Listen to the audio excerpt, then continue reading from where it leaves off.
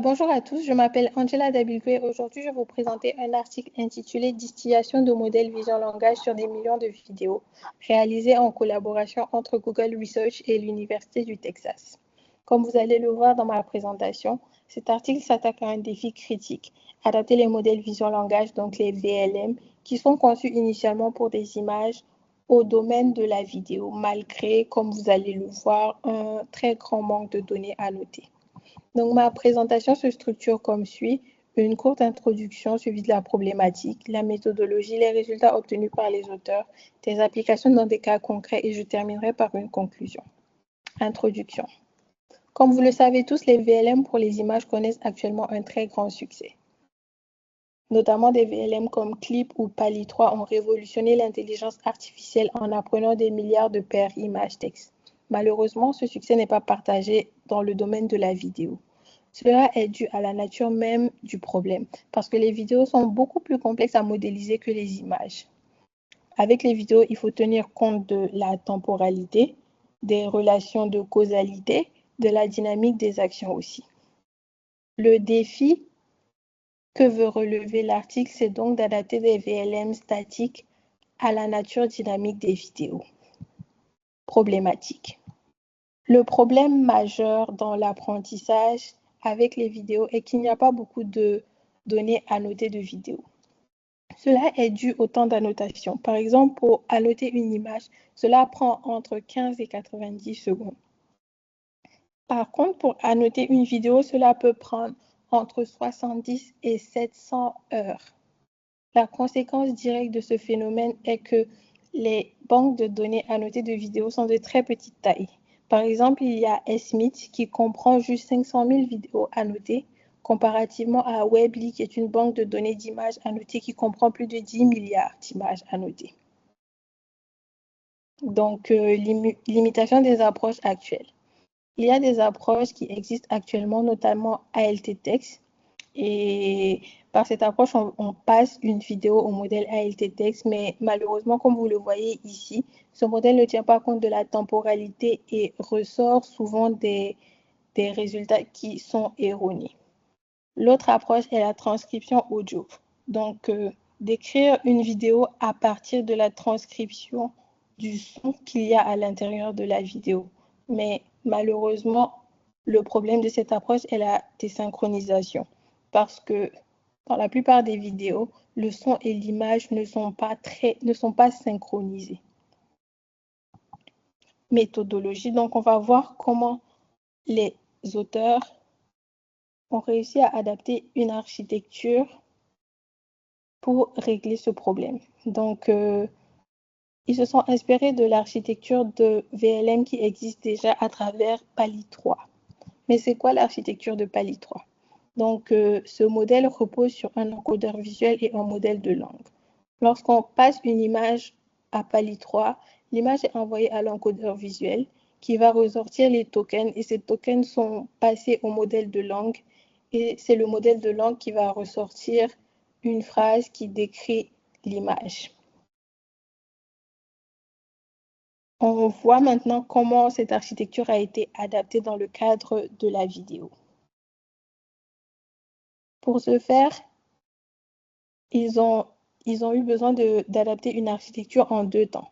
Le premier temps, c'est l'adaptation visuelle et le deuxième temps, c'est l'adaptation linguistique. Pour l'adaptation visuelle, on va exposer l'encodeur à une vidéo pour qu'il apprenne les motifs dynamiques. Dans le second temps, on va encore passer la vidéo au modèle, mais cette fois-ci, on fine-tune le modèle de langue avec des questions qui nécessitent un raisonnement temporel, notamment K fait X après Y. Plus en détail, la phase 1 se présente comme suit.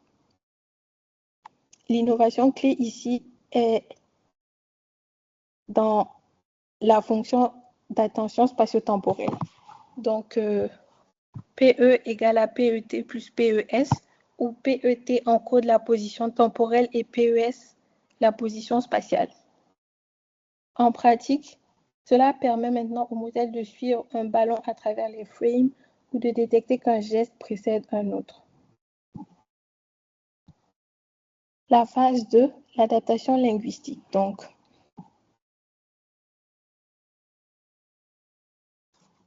ils ont généré plus de 1,2 million de questions-réponses avec des LLM pour couvrir à la fois des questions temporelles, à savoir qui est arrivé avant, des questions de causalité, pourquoi X a fait Y, ou des questions qui sont de nature descriptive, donc fournir des descriptions détaillées.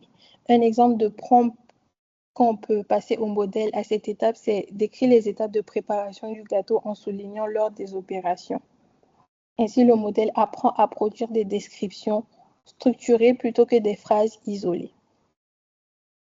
Génération de données à l'échelle. On va voir comment ils se sont servis de cette architecture pour générer un grand jeu de données. Donc, ils ont collecté 23 millions de vidéos brutes et ont traité ces vidéos en 4 étapes, à savoir le filtrage, la génération parallèle, la déduplication et le contrôle de qualité. Cela a permis d'obtenir un dataset de 17 millions de vidéos annotées avec une vitesse de 3,2 secondes par vidéo et une qualité d'annotation qui est supérieure aux annotations actuelles. Résultat, donc les performances ont été testées sur plusieurs benchmarks avec plusieurs métriques d'évaluation et à chaque fois, leur modèle a fourni des résultats qui sont supérieurs au modèle actuel. Cela est d'autant plus encourageant quand on sait que l'innovation de leur modèle actuel n'est pas dans un très grand nombre de paramètres ou d'avoir doublé une architecture, mais plutôt dans leur modèle.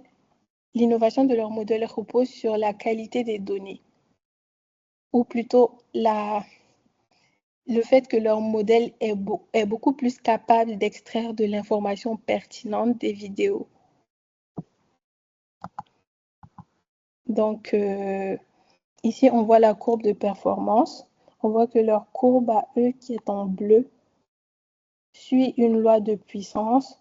Donc, à chaque fois qu'on augmente la taille du jeu de données, les performances sont améliorées, contrairement aux autres modèles qui ont plutôt tendance à saturer, comme on peut le voir ici. Comparaison qualitative. Donc, avant leur adaptation, lorsqu'on passait une vidéo à un modèle, on pouvait avoir comme résultat de description un homme cuisine dans une cuisine. Après leur adaptation, on a plutôt des descriptions comme suit. Un chef découpe des légumes sur une planche en bois, fait sauter des oignons dans une poêle en acier inoxydable, puis ajuste la flamme sur un fourneau moderne. On voit qu'il y a beaucoup plus d'informations temporelles dans ce résultat-là et la description est beaucoup plus qualitative et est plus facilement exploitable dans l'apprentissage. Un autre exemple d'amélioration qualitative, c'est une vidéo d'un petit garçon sur un poney qu'on a passé à plusieurs modèles et on voit encore une fois que c'est leur modèle qui a eu une description qui tient beaucoup plus compte des relations temporelles et une description qui est à la fois beaucoup plus détaillée. Application. La première application qui a été faite de leur modèle est dans la robotique. Donc, on a entraîné le robot MetaWorld avec leur modèle et cela a permis au bras robotique d'apprendre à faire un café en seulement 12 démonstrations. Or qu'avant, cela lui prenait 35 démonstrations. Donc, comment ça a été possible? Maintenant, vu que le robot repose sur un modèle qui est capable d'extraire beaucoup plus d'informations temporelles, beaucoup plus d'informations descriptives, beaucoup plus d'informations de causalité à travers les démonstrations, le robot est capable d'apprendre beaucoup plus facilement et donc n'a plus besoin de beaucoup de démonstrations comme il avait besoin avant. Recherche vidéo sémantique. Donc, une autre application que leur modèle pourrait avoir, c'est dans des recherches vidéo. Donc, on pourrait passer une vidéo au modèle et avoir des requêtes complexes. Donc, demander de nous trouver le moment où l'action Y s'est produite et le modèle serait capable de trouver exactement à quel moment cette action s'est produite. Donc, en conclusion, nous avons vu comment adapter efficacement des VLM aux vidéos via un entraînement à 2 phases. Et on a vu également comment cela a permis aux auteurs de générer des légendes riches à l'échelle de 17 millions de vidéos. Donc, en perspective, il y a des applications médicales, notamment des analyses de gestes chirurgicaux qui peuvent être faites, ou des démonstrations via des modèles open source, ou également des intégrations audiovisuelles.